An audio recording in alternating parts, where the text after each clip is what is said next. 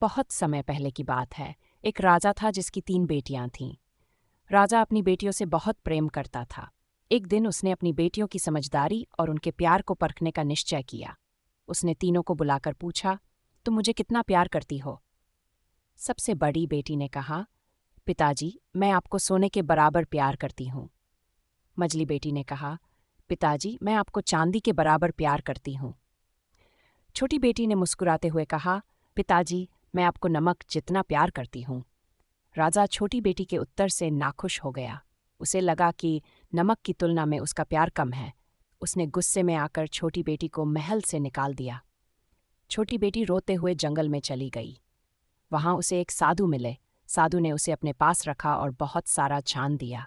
समय बीता गया और छोटी राजकुमारी बुद्धिमान और दयालु बन गई।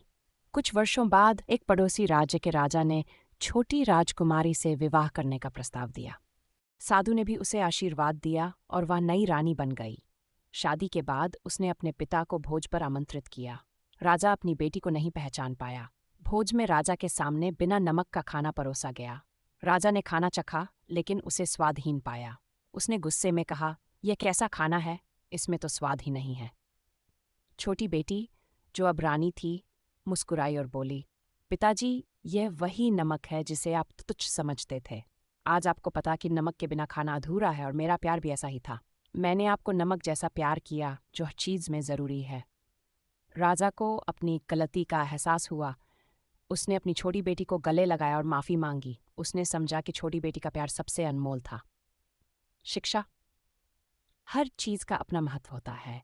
दूसरों के प्यार और प्रयास को समझने और उसकी सराहना करने की ज़रूरत है। गंगा नदी के किनारे एक साधु रहते थे। वे न केवल विद्वान थे, बल्कि उनके पास जादुई शक्तियां भी थीं।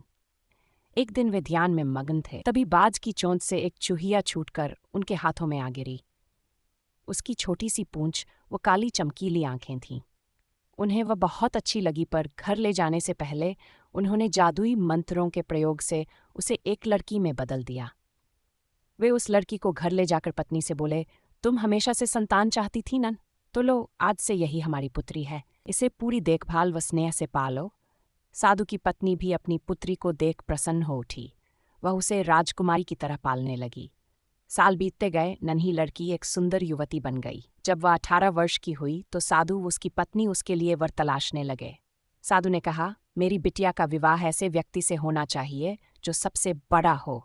मेरे हिसाब से सूर्य ठीक रहेगा। पत्नी ने भी हामी भरी। उन्होंने जादुई मंत्रों के प्रयोग से सूर्य को नीचे बुला लिया।